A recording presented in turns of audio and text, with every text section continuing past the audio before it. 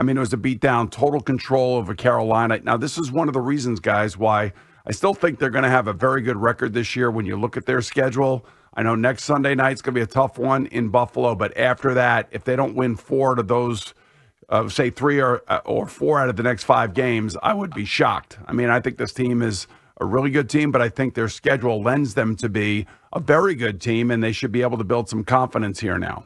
Well, one of the guys that he went out of his way to praise post-game was Pop Douglas, who we talked a lot about with you last week, and we talked to Pop Douglas on Friday on this show. And so I feel like, I don't know if you agree or not, but that's one of the things about Mike Vrabel that I really like is when guys are down, he goes out of his way to pick them up and does it publicly. Yeah, I know Bill Belichick didn't do that. I mean, he didn't have any feelings for anybody. And I thought Jermaine could probably speak to that better than any of us can.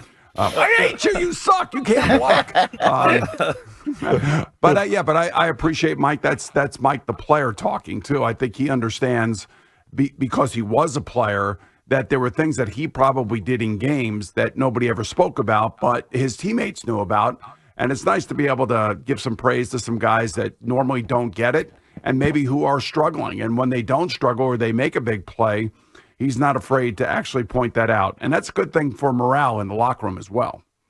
Well, Boomer, sometimes you know where you stand with Bill when he treats you like that. So sometimes it's a little bit better than to get yo-yoed around. When you look at Josh McDaniels and what he was able to do again with calling a very good game plan for Drake May, how important is it going to be for him to consistently week in and week out make sure he's doing so many things that take advantage of Drake May's athleticism?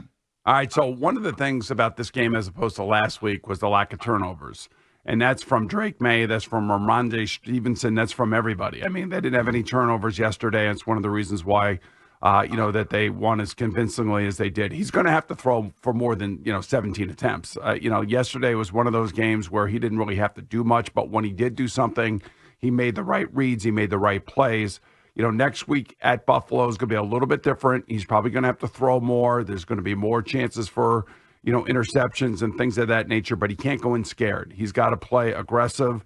I mean, you know it. I know it. Playing in Buffalo is really, really difficult. And even though, they kind of sleptwalked through a win yesterday against New Orleans, they're going to be ready for New England. They'll be ready for Drake May, just like they were ready for the Jets in week 2. So, I think it's a good thing to build on, and I thought he played a smart game yesterday. I thought Josh McDaniels called a really smart game, but he's going to have to do more at that position if they're really going to become a playoff team, and it really starts